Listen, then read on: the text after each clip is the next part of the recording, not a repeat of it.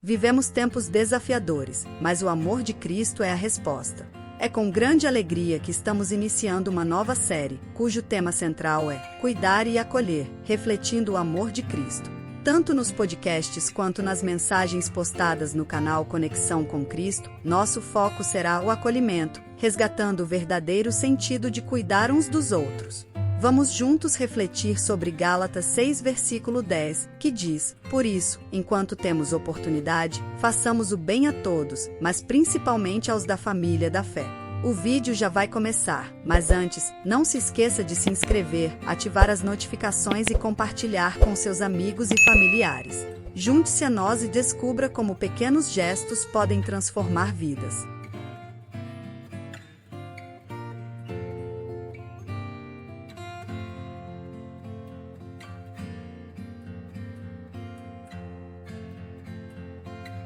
Segunda Crônicas, capítulo 6. E é interessante perceber que Salomão e todo o povo de Israel entendia que um templo nunca seria grande o suficiente para conter a grandeza de Deus. Deus é infinito, Ele não cabe aqui dentro. Mas Ele prometeu que vai revelar a sua presença nesse lugar. Ele não cabe aqui porque Ele é maior, muito maior. Mas Ele vai revelar a sua presença aqui entre nós. E esse era o entendimento de Salomão. Então no versículo 18 ele diz assim, eu não sei se vocês conseguiram, está aqui. Mas será que de fato, ó Deus, Tu podes morar no meio de nós, criaturas humanas? Eu acho que não é isso, né? Só que é outra versão, né? Mas será que de fato, ó Deus, Tu podes morar no meio de nós, criaturas humanas aqui na terra? Tu és tão grande que não cabes nem mesmo no céu. Como poderia este templo que eu construí ser bastante grande para isso? E aí, diante dessa percepção de que Deus não cabe num templo, Ele é muito maior, e eu posso encontrá-lo em qualquer lugar, porque a gente adora a Deus em espírito e em verdade, e eu posso ter comunhão com Ele em todo lugar.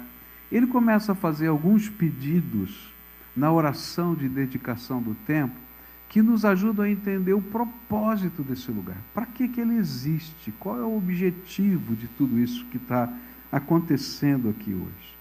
E o primeiro pedido que ele faz está nos versículos 19, 20 e 21. E diz assim: Ó Senhor meu Deus, eu sou teu servo, escuta a minha oração e atende os pedidos que te faço. Olha de dia e de noite para este templo, o lugar que escolheste para nele seres adorado. Ouve-me quando eu orar com o rosto virado para este lugar. Escuta as minhas orações e as orações do teu povo, quando eles orarem com o rosto virado para cá. Sim, da tua casa no céu, ouve-nos e perdoa-nos.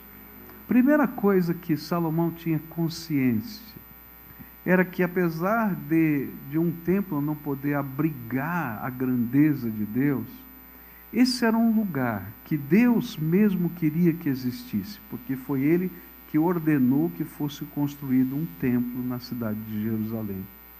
Mas que aquele lugar fosse o lugar onde as pessoas soubessem que Deus ouve e responde às orações. Então, antes de tudo, isso aqui é casa de oração.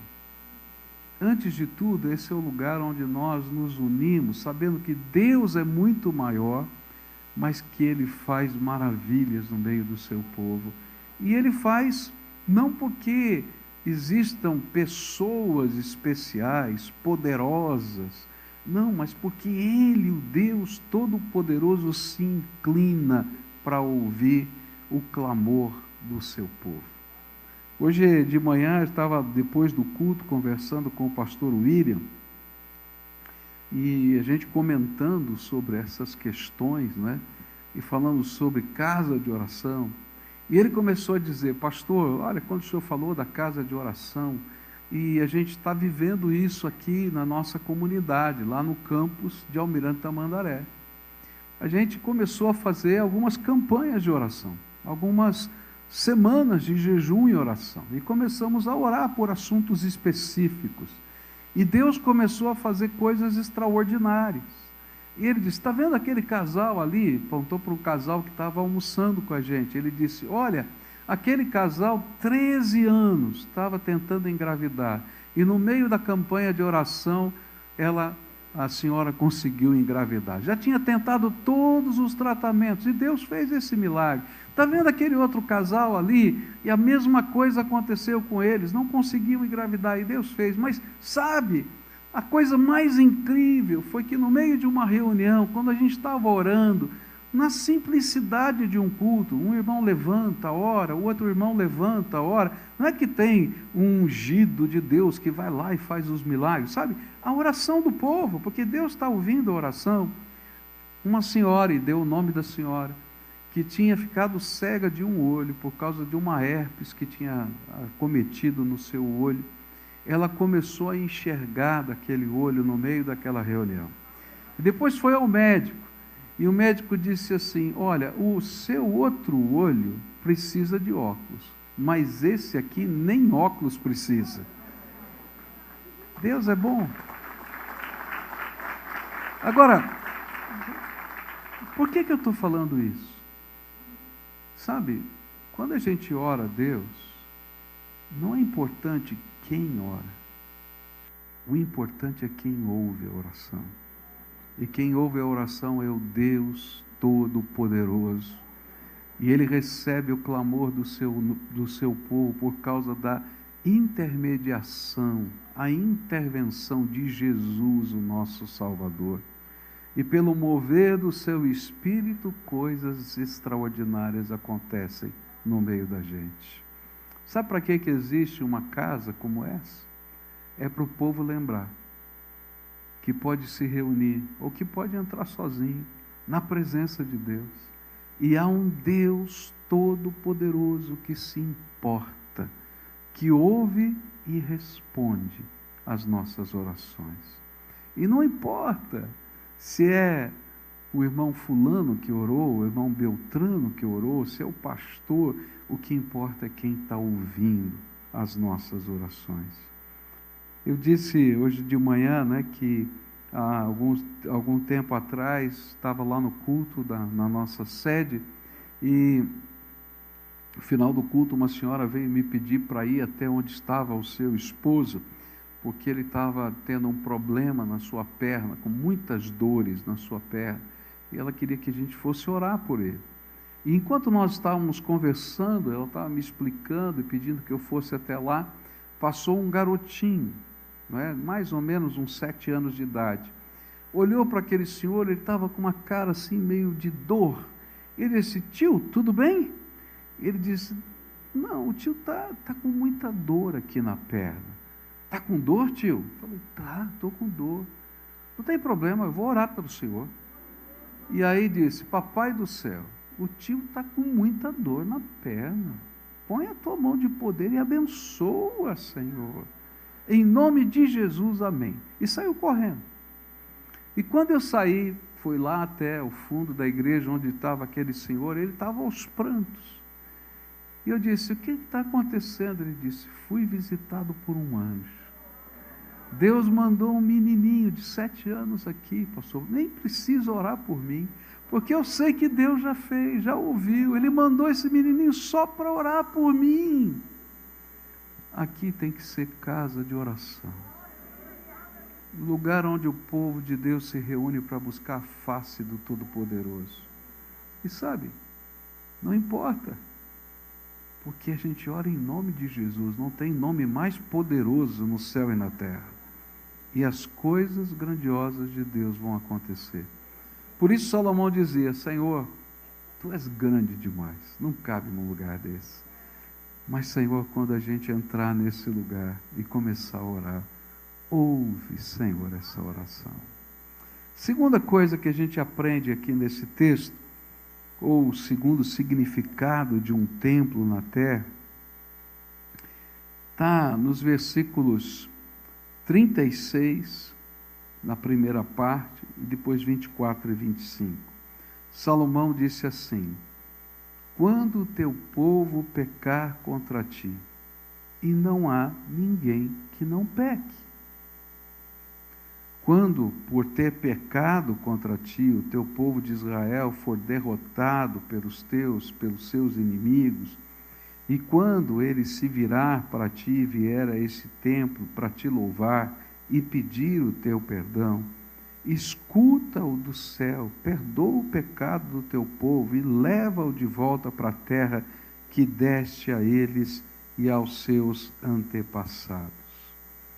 E o que Salomão tinha profunda consciência é que os nossos pecados fazem separação entre nós e o nosso Deus.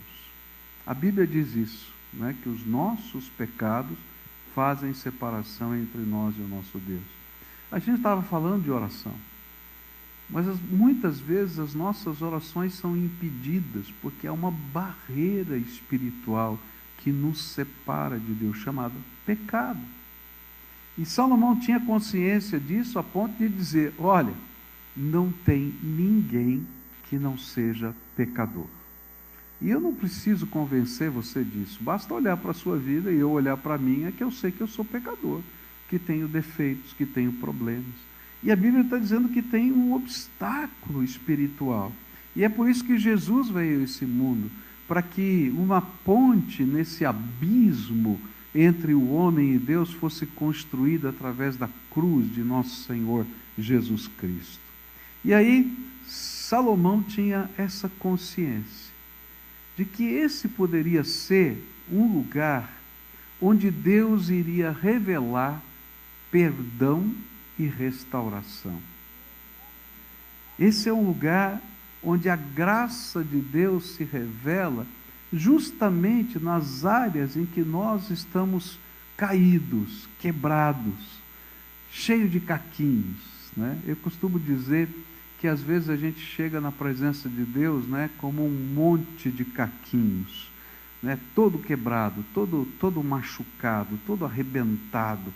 E a Bíblia diz: do que se queixa o homem, a não ser dos seus próprios pecados. E esses caquinhos, né, foram fruto das nossas decisões, da nossa maneira de enfrentar a vida, e assim vai. E a gente chega na presença de Deus assim arrebentado.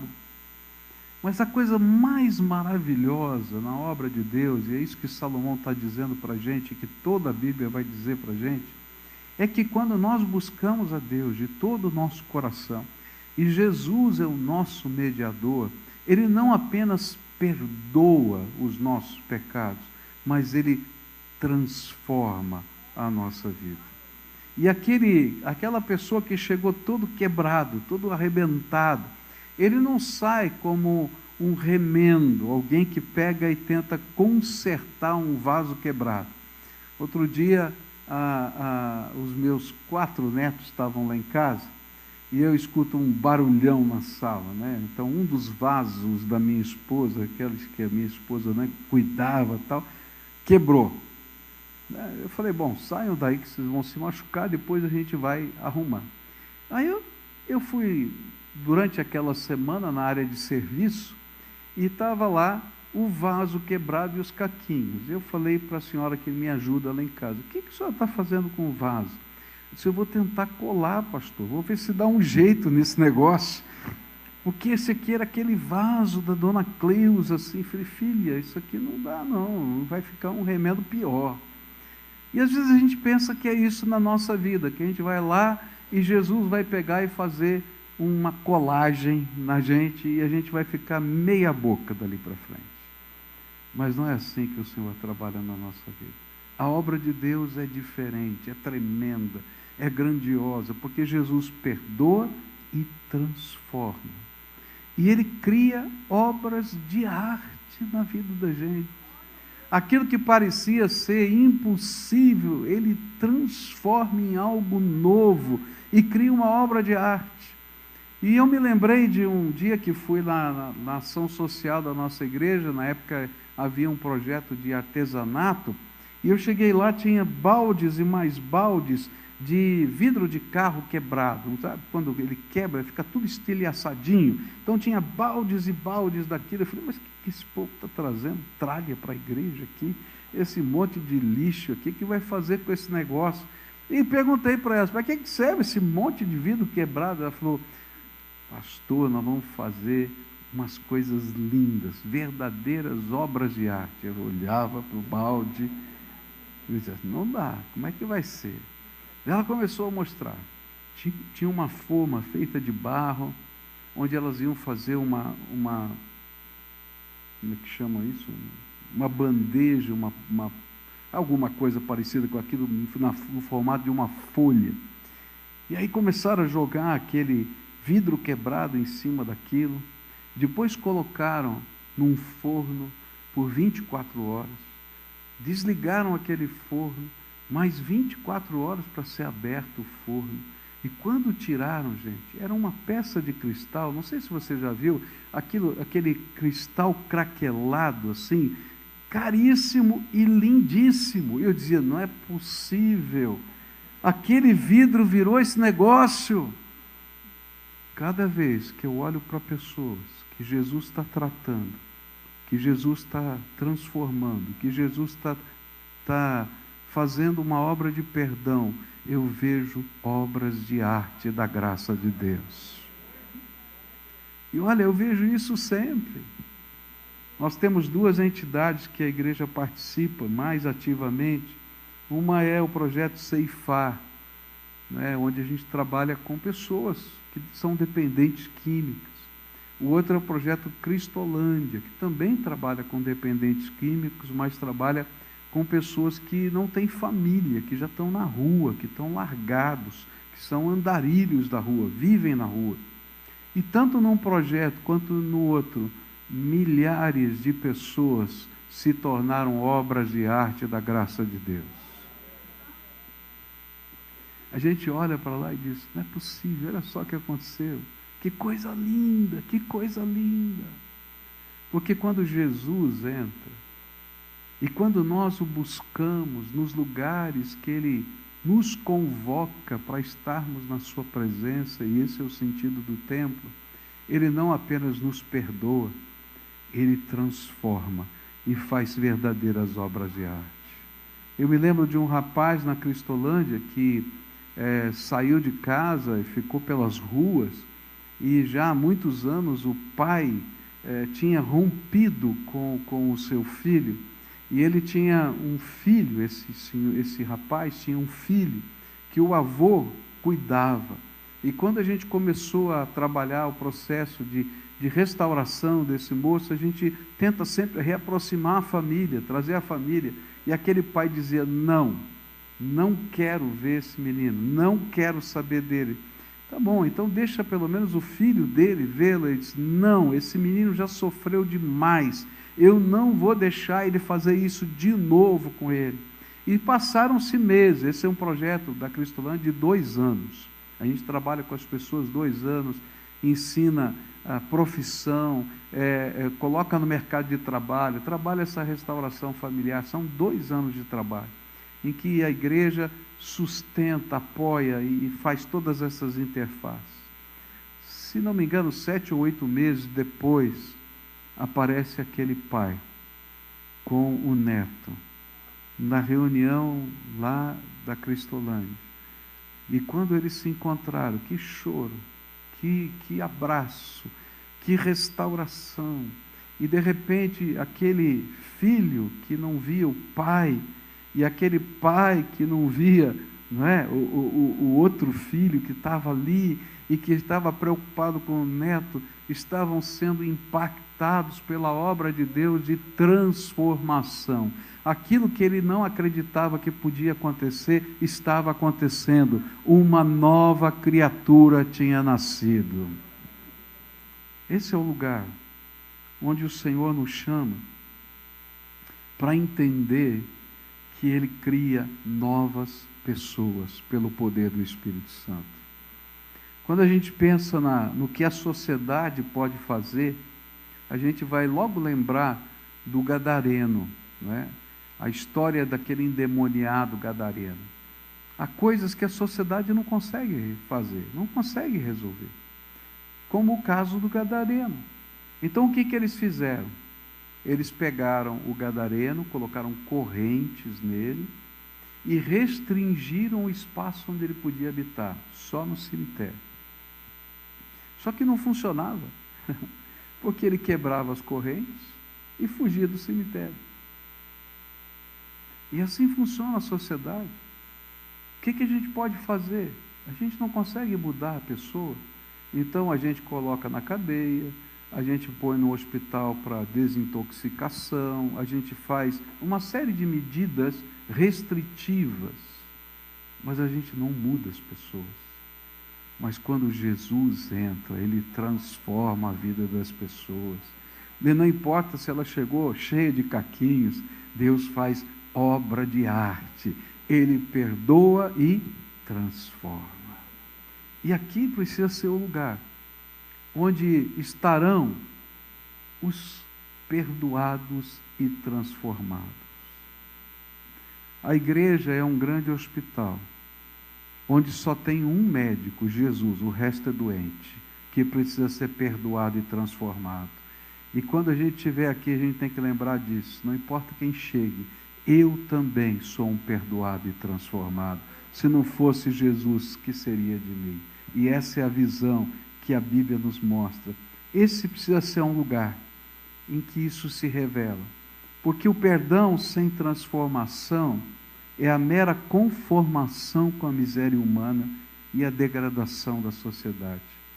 Mas o perdão transformador de Deus é a oportunidade para uma nova vida, uma nova dimensão de valores e novos relacionamentos. E é isso que Jesus quer que esse lugar seja. Um lugar em que as pessoas olhem e digam, onde estão os santos? E a gente vai dizer, estão todos aqui.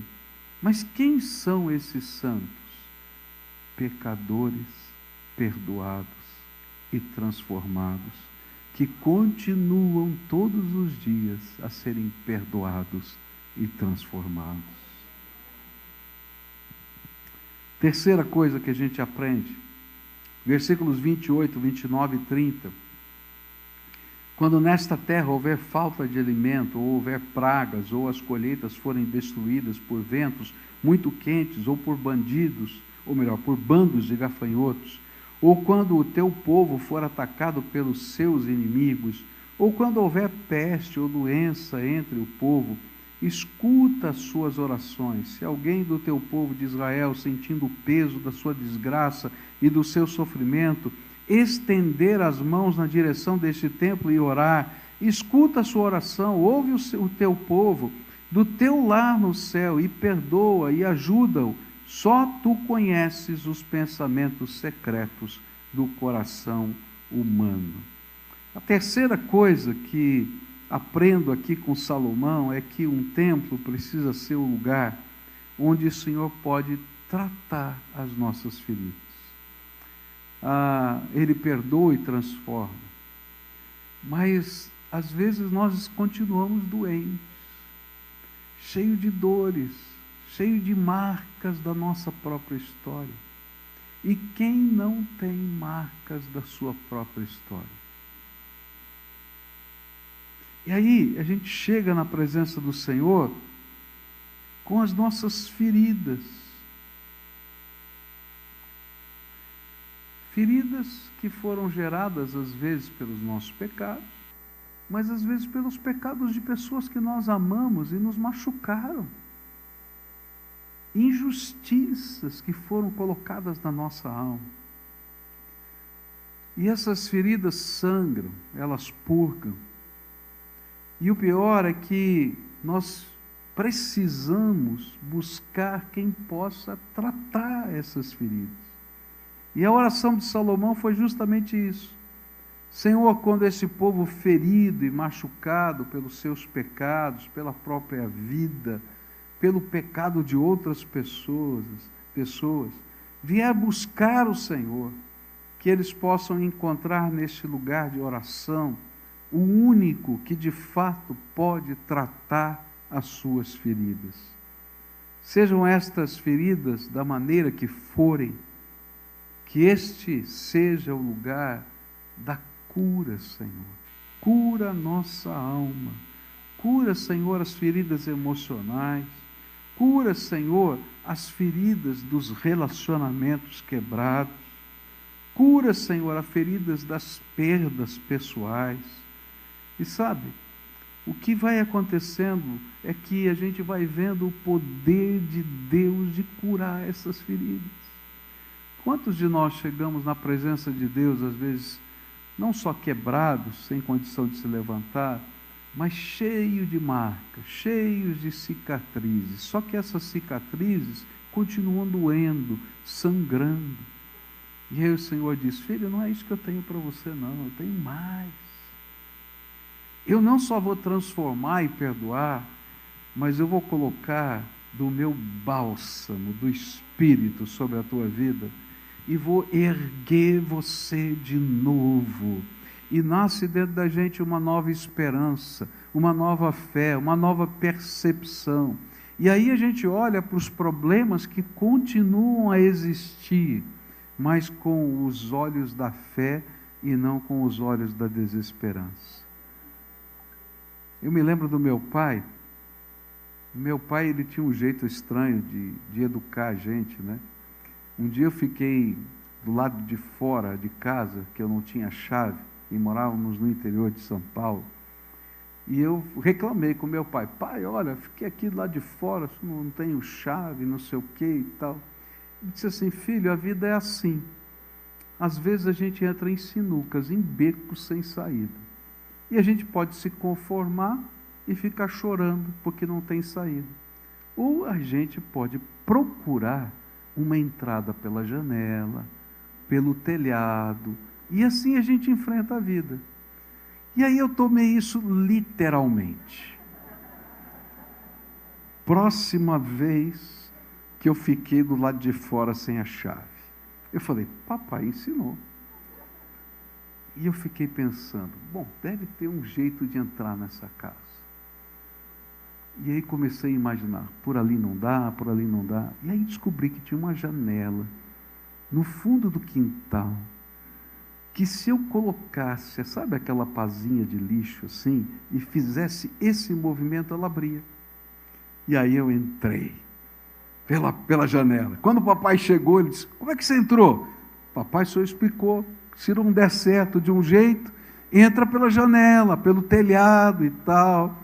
Ele falou: muito bem, filho, muito bem. Semana seguinte ele foi lá e consertou a janela para ninguém mais entrar. Passou mais algumas semanas, eu fiquei sem chave de novo. E eu falei: bom, aquela janela já foi. Tentei, não deu certo. Tal. Falei: bom, tem que ter outro jeito. E fiquei olhando, pensando. E bem na janela da frente, tinha um engatezinho, assim, era aquela janela de fechar, um engatezinho, que se você fizesse lá alguns movimentos, o engate soltava. Só que o papai, ele tinha medo de ladrão, então ele colocou um gancho de aço assim, que ele fazia uma pressão e fechava a janela. E eu era magrinho, você pode não acreditar, mas eu era muito magrinho. E aí então eu disse: já sei. Fui lá, abri lá o trinquinho, forcei, passei a perna, passei o tronco. Quando o papai chegou, estava lá dentro de novo. Mas essa é uma lição interessante para a vida da gente. A gente pode ficar lambendo as feridas o resto da vida, ou a gente pode deixar Jesus dar uma nova percepção de valores, de fé, de importância e de caminhos. E quando a gente está na casa de Deus, Deus dá-nos visão. E Ele nos ajuda a enxergar alternativas para aquilo que parece que não tem alternativa. E a gente se levanta outra vez, curado das dores da alma, porque ninguém pode segurar aquele servo de Deus que teme ao Senhor e caminha com Ele. Esse é o lugar da esperança, da fé em Jesus, onde a gente olha e diz: o Senhor vai me mostrar o próximo caminho. É para isso que existe um templo. A gente chega dizendo: não dá certo, não tem jeito, não pode. E o Espírito Santo de Deus às vezes usa pessoas usa uma palavra, usa uma mensagem e diz: opa, estou enxergando algo novo para a minha vida. Última coisa que eu quero deixar com vocês, senão vocês vão me mandar para a sede e nunca voltar mais aqui. 32 e 33, assim, quando um estrangeiro que viver numa terra bem longe daqui, ouvir falar da tua fama e das grandes coisas que tens feito e vier te adorar e orar com o rosto virado para este templo, ouve a sua oração lá do céu, onde vives, escuta-o e faze tudo o que ele te pedir, para que todos os povos da terra possam te conhecer e temer, como faz o teu povo de Israel. E eles ficarão sabendo que este templo que eu construí é o lugar onde deves ser adorado. É interessante porque o Senhor está dizendo para a gente que o templo precisa ser o lugar da oração, o templo precisa ser o lugar em que todos os povos da terra possam se encontrar. Mas o que está aqui por trás, quando ele fala do estrangeiro, é que o templo precisa ser o lugar do acolhimento, onde todos e qualquer um possam ser confrontados pelo Senhor e possam sair dali impactados pela sua graça. E ele usa a figura aqui do estrangeiro. E essa figura do estrangeiro, ela é usada porque ele é o ícone do diferente, tá? Então, o estrangeiro, ele tem roupas diferentes. Ele fala numa língua diferente. Ele come de modo diferente, né? Às vezes, alguns usam garfo e faca, mas você vai a lugares do mundo em que eles comem com a mão, e esse é o normal, não é porque não tem garfo e faca, não. Faz parte da cultura. A própria comida é diferente. Os sabores, chega um estrangeiro aqui, vai comer a comida de brasileiro, vai dizer: que coisa horrível essa comida de brasileiro. Porque a comida deles tem, às vezes, muito mais pimenta do que nós pomos, ou tem outros ingredientes, e aquilo tem um sabor diferenciado para eles. Os costumes são diferentes, os valores são diferentes. E o Senhor está dizendo exatamente isso. As pessoas olham para o diferente e dizem: fica fora. Mas, no meio da casa de Deus, a gente pode encontrar as pessoas que vivem situações tremendamente diferentes e apresentar-lhes a mesma graça do Todo-Poderoso. Vocês foram alvo de um projeto algum tempo atrás. Quanto tempo faz que a gente teve a distribuição de cadeiras de rodas aqui? 2 anos atrás. Quantos trabalharam aqui no projeto de distribuição de cadeiras de rodas aqui nesse local? Levanta a mão aqui, só para eu ver. Algumas aqui, né? Se você vem nesse tempo, você vai encontrar muita gente diferente. Gente que não consegue andar, gente que não consegue falar, depende da desabilitação que tem. Gente que uma cadeira de roda normal não funciona. A gente tem que readaptar tudo para a pessoa poder ter um mínimo de conforto naquele objeto de transporte. Mas quando ele chega nesse lugar e descobre que tem um povo que se importa com ele, mesmo ele sendo diferente, ele diz: Deus não se esqueceu de mim. Anos atrás, nossa igreja ainda estava em construção e houve um trabalho na rua e os jovens da nossa igreja foram visitar meninos de rua. E eles entraram no mocó. Eu não sei se você sabe o que é um mocó. É um buraco na terra onde esses meninos moram, tá? Então, geralmente, ele é cavado nas bases, por exemplo, de uma ponte, alguma coisa assim. É um buraco, literalmente um buraco na terra. E eles moram lá dentro. E então, os meninos da igreja foram para lá e visitaram o mocó. E falaram de Jesus. E convidaram para que aqueles meninos fossem à igreja. E quando foi no domingo à noite, alguns daqueles meninos foram à igreja, sujos, fedidos, E eles olharam, gente linda, bonita, cheirosa, e ficaram pensando, acho que aqui não é o nosso lugar. E subiram para a galeria. Naquele tempo a gente não estava usando a galeria, era tudo de cimento ainda. E ficaram sentadas no canto da galeria. E aí o pessoal da nossa introdução foi lá no púlpito e disse, olha, entrou um bando de garoto aí, tá? E sentaram lá na galeria, pastor. E o Michel estava do meu lado no culto, ele olhou e disse assim, eu conheço eles, são os meus convidados, né? Pode deixar, eu já vou lá. Daí saiu do púlpito e foi lá em cima na galeria,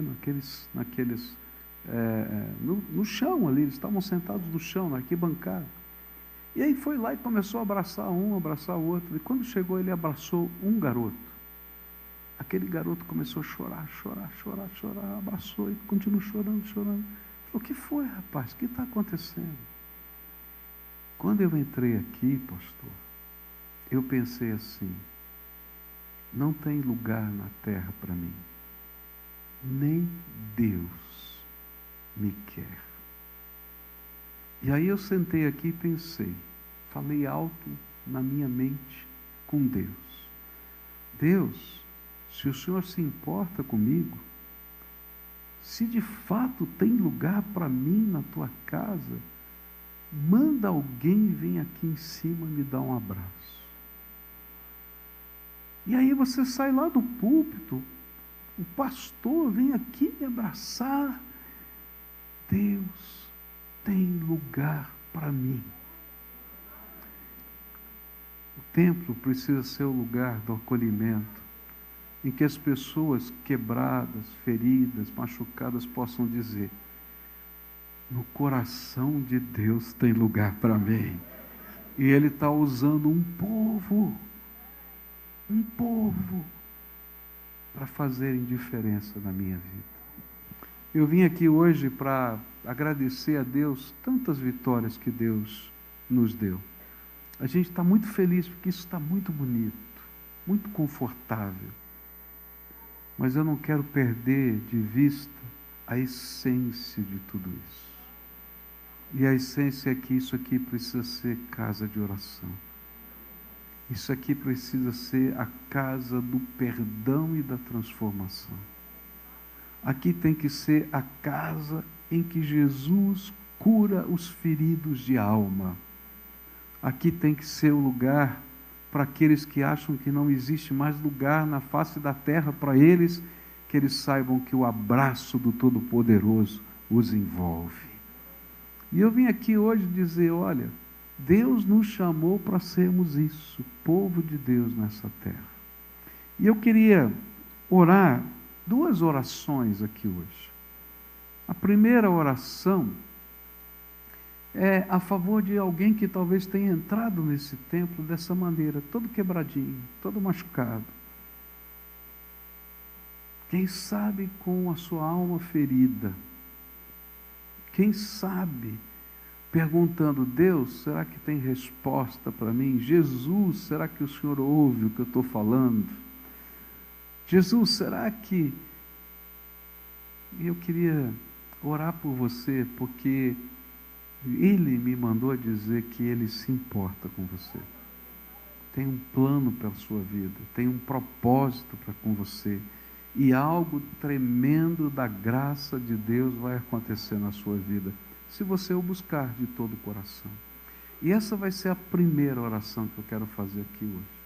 Então, se houver alguém aqui, a quem o Espírito Santo está falando, e você ouvindo essas histórias, sentiu o Espírito de Deus falar, olha, eu tenho algo novo para você. Você deixa eu começar uma obra na tua vida? E sabe, às vezes, não é Deus que não quer fazer essa obra tremenda na nossa vida. Às vezes nós levantamos muros intransponíveis. Quem já sofreu muito não quer se abrir porque tem medo de sofrer mais. E às vezes a gente não deixa nem Deus chegar perto. Quem está todo quebrado e machucado, às vezes por uma série de sentimentos controvertidos dentro da alma, pode ser vergonha ou até raiva, eu não sei. a gente não deixa nem Deus chegar perto. Então, se hoje o Espírito Santo estiver falando com você, e sabe, o tremendo é que a obra de Deus não é uma obra de convencimento humano, em que um pregador fala e ele é poderoso para convencer as pessoas. Isso é mito, porque a Bíblia diz que quem convence é o Espírito Santo de Deus. Então, se o Espírito Santo de Deus falou com você hoje, você é essa pessoa que está precisando da intervenção grandiosa de Jesus, eu queria orar com você. E eu vou pedir para você fazer um favor, não é? Que você fique de pé agora, para eu interceder pela tua vida, para que haja um mover de Deus de graça, porque aqui é casa de oração, e a gente veio aqui para isso. Então, se há alguém aqui a quem o Espírito Santo está falando, tocando a alma, então fica de pé aí no seu lugar. Isso, querido. Quem mais o Senhor está falando? Pode ficar de pé aí no seu lugar. A gente vai interceder. A gente vai pedir para Jesus abençoar, tocar a tua vida. Só isso, tá? Então, se há mais alguém aí, fica em pé no seu lugar. E a gente vai orar agora. E eu vou pedir para você fazer a primeira oração. O que está aí na tua alma que te faz colocar de pé? Você tem que contar para Ele. Conta o que está doendo. Conta qual é a luta da alma. Conta qual é a dificuldade. Conta qual é a barreira que está aí dentro de você, ou quem sabe ao seu redor. Pede para Ele: Jesus, o clamor, e me visita hoje com o teu Espírito Santo, com o teu poder e com a tua graça. Agora quero orar por você. Senhor Jesus, tu conheces o coração dessa gente. Eles são amados do Senhor. A tua palavra diz que antes da fundação do mundo, o Senhor já sabia o nome deles. A tua palavra diz que o Senhor já contou quantos cabelos eles têm na cabeça. A tua palavra diz que quando eles foram gerados no ventre da sua mãe, o Senhor se alegrava com cada célula que se multiplicava.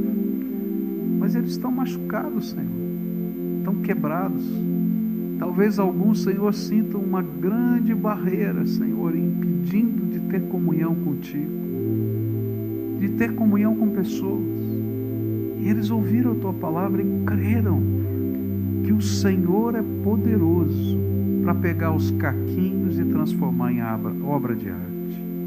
E eu quero te pedir: vem, ó Espírito Santo, sobre a vida desse teu povo agora, e começa a se derramar na forma de graça, misericórdia, amor, cura, transformação. Ah, Jesus, começa a derramar, Senhor, do teu poder restaurador. Começa a derramar do bálsamo que cura as feridas. Vem, ó Espírito Santo, vem sobre esse teu povo agora. E abençoa, Senhor, abençoa. Abençoa os seus queridos. Talvez alguns estejam em pé porque o coração está ferido diante da dor dos seus queridos. Ah, Jesus, visita agora, visita, Senhor, e começa a operar coisas que a gente não consegue nem pensar, mas que fazem parte da grandeza do Senhor. Cuida, Senhor. É aquilo que eu oro em nome de Jesus. E te peço, sela, Senhor, com o teu Espírito Santo, cada coração aqui, e que eles ouçam a voz do Senhor no coração deles. Filho amado, eis que estou convosco todos os dias até a consumação dos séculos. Fica com eles, é aquilo que eu oro em nome de Jesus. Amém e amém. Agora eu vou pedir para todos ficarem em pé aqui, todos. E a segunda oração é pelo povo que está aqui. Deus quer fazer um compromisso com esse povo que está aqui.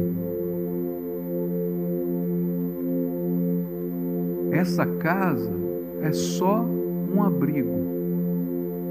A verdadeira igreja são pessoas. E é por isso que nós precisamos ser as pessoas que oram, as pessoas que creem no poder transformador de Jesus e que anunciam isso, as pessoas que dizem: eu também fui e sou alguém que está sendo tratado pelo médico Jesus. E por isso eu posso acolher pessoas diferentes, porque eu creio que Jesus vai transformar como está transformando a minha vida. E hoje eu queria dedicar não só esse lugar ao Senhor, mas dedicar a sua vida, para que você seja instrumento disso tudo que a gente falou nesse lugar, ou no lugar que Deus te colocou para servir ao Senhor. Mas que a gente entenda para que existe um lugar desse, e a gente possa dizer: Senhor, estou pronto, estou aqui. E quando chegar um diferente, a gente possa olhar dizendo: os diferentes também podem ser transformados no poder de Deus. Amém? Posso orar por isso? Você concorda com isso? Posso? Então vamos orar. Pai, nós dedicamos ao Senhor esse lugar, porque o construímos para o louvor da Tua glória. Mas ele é só cimento, pedra, madeira, ferro. De fato, o Senhor derrama unção sobre pessoas. Por isso eu pedi para que todas essas pessoas ficassem de pé. E eu quero te pedir: Senhor Jesus, derrama da unção do Teu Espírito sobre esse Teu povo. Aviva, Senhor. Coloca, Senhor, o dom da fé, para que eles enxerguem o que o Senhor vai fazer com alegria no coração. Que no meio das batalhas espirituais que sempre surgirão na nossa vida, eles possam encontrar a janela que dá para abrir, a porta que dá para abrir, porque o Senhor há de revelar. E eles vão poder seguir sempre crendo que o Senhor é aquele que vai adiante do teu povo. Abre o mar quando precisa, mas faz a gente andar sobre as águas quando precisa. Ou simplesmente coloca um barquinho quando precisa. Mas mesmo assim chegamos do outro lado, segundo a tua vontade. E eu quero te pedir, usa esse povo, usa, Senhor, essa congregação local aqui, esse campus da Primeira Igreja Batista de Curitiba, nesse bairro tão populoso, para fazer diferença em cada casa desse lugar. Mas usa também, Senhor, cada um que veio hoje para celebrar com a gente e congrega em algum outro lugar, como instrumento poderoso do Senhor, para o louvor da tua glória. Em nome de Jesus. Amém.